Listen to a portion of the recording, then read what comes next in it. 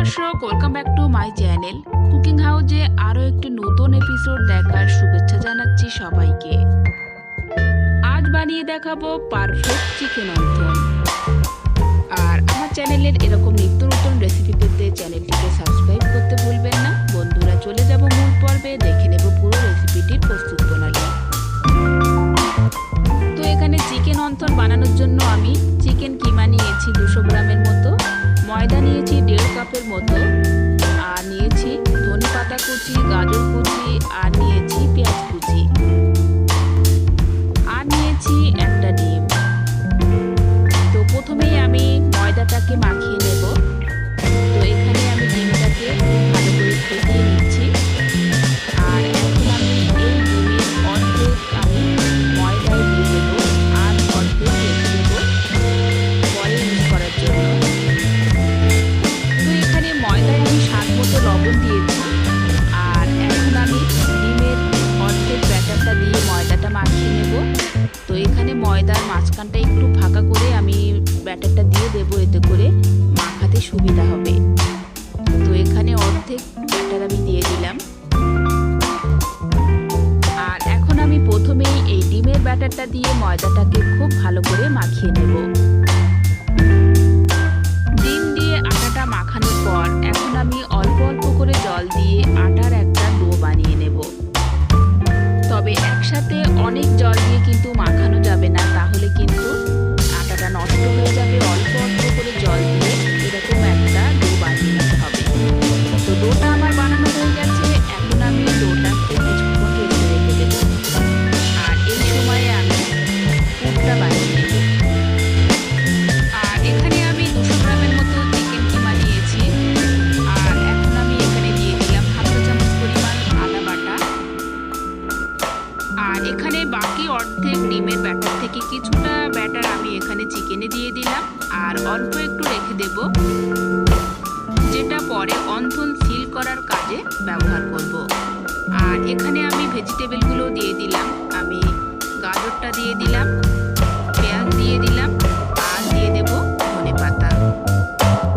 আপনারা চাইলে এখানে আরও অন্য অন্য ভেজিটেবল অ্যাড করতে পারেন, কিংবা যদি চান ভেজিটেবল বাদ দিয়ে শুধুমাত্র চিকেন কিমা দিয়েও কিন্তু আপনারা অনথনটা বানিয়ে ফেলতে পারেন। এরপর আমি এখানে 1.5 চামচ দিয়ে দেব সয়া সস, হাফ চা চামচ পরিমাণ দিয়ে দেব গ্রিন চিলি সস, 1 চা চামচ পরিমাণ দিয়ে দেব কাঁচা লঙ্কা বাটা। আপনারা চাইলে এখানে ঝালটা কুচি কুচি করেও দিতে পারেন। আর আপনারা যে যেরকম ঝাল খান সেই পরিমাণে এখানে ঝালটা দিয়ে দেবেন। এরপর এই মিশ্রণটাকে একটা চামচের সাহায্যে খুব ভালো করে মাখিয়ে নেব। আপনারা চাইলে হাত দিয়েও মাখিয়ে নিতে পারেন। তো এখানে অনথনের পুরটা একদম রেডি হয়ে গেছে। আর অন্যদিকে আটাটাও রেডি হয়ে গেছে, একদম সেট হয়ে গেছে আটাটা। ঠিক এরকম একটা ডো বানিয়ে নিতে হবে, খুব বেশি নরমও না, আবার খুব বেশি শক্তও না। আর এখন আমি এই ডো থেকে মোটা করে একটা লেচি কেটে আমি প্লেন রুটি বানিয়ে নেব। আর এখানে রুটিটা বেলে নিতে হবে, খুব বেশি মোটা করেও না, আবার খুব বেশি পাতলাও না। ঠিক যেরকম আমরা নর্মাল যে রুটি বানাই ঠিক সেরকম ভাবে রুটিটা বানিয়ে নিতে হবে। ঠিক এরকম থিকনেস থাকবে রুটিটার। আর এখন আমি এই রুটিটাকে স্কোয়ার শেপে কেটে নেব। এরকম একটা নাইফের সাহায্যে আমি চারপাশ থেকে রুটিটাকে সমানভাবে কেটে নেব। এরপর আবারও কেটে নেব মাছ বরাবর। সমান করে আমি 2 সাইড দিয়েই কেটে নেব। আর সাইডের কেটে ফেলা অংশগুলো কিন্তু ফেলে দিতে যাবেন না, এগুলো ভেজে নিলে কিন্তু এগুলো খেতে খুবই ভালো লাগে। তো এখন আমার এই ছোট ছোট ময়দার শিটগুলো দিয়ে আমি এখন এক একটা অনথন বানিয়ে নেব। এবার আমি এই পুর থেকে অল্প করে পুর এই শিটের ঠিক মাঝখানে দিয়ে দেব। খুব বেশি পুর এখানে দেওয়া যাবে না, অল্প করেই নিতে হবে, যেহেতু চিকেন কিমাটা কাঁচা। তো অল্প নিলে খুব তাড়াতাড়ি চিকেনটা সিদ্ধ হয়ে যাবে। এরপর আমি ডিমের যে ব্যাটারটা রেখেছিলাম সেটা দিয়ে আমি সাইডটা একটু লাগিয়ে নিচ্ছি, যাতে করে পুরটা বেরিয়ে না আসে, খুব ভালোভাবে সিল হয়ে যায়। এবার আমি শীটের এই নিচের কোণটাকে উপরের কোণে ঠিক সমানভাবে মিলিয়ে দেব এবং এই পর্যায়ে খুব ভালো করে চেপে চেপে দিতে হবে।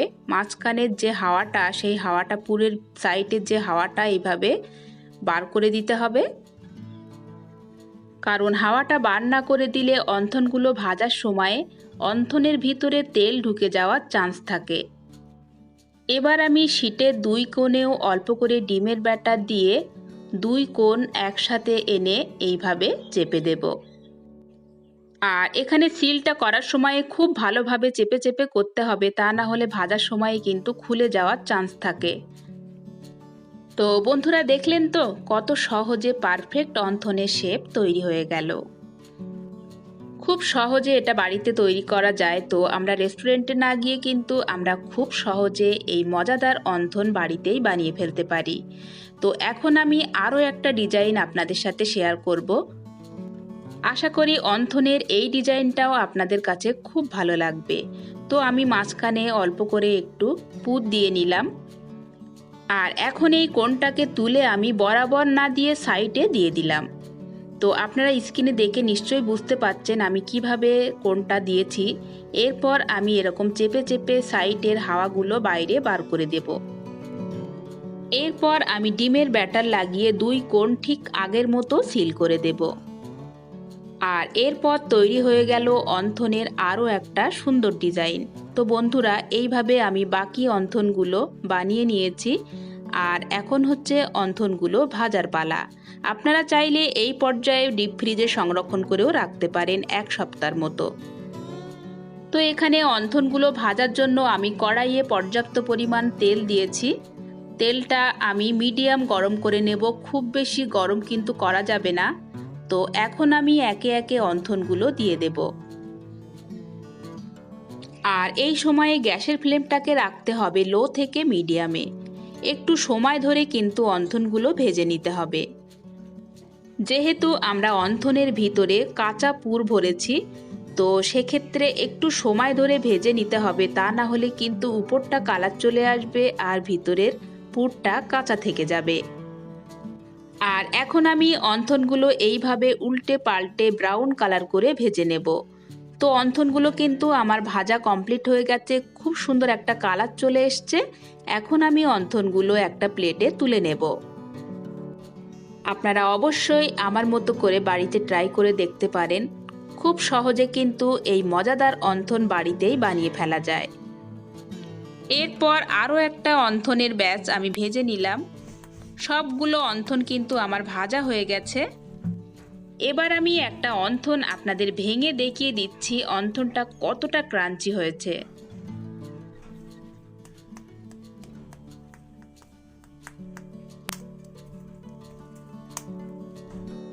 আর অন্থনের ভিতরটাও দেখতে খুব লোভনীয় হয়েছে।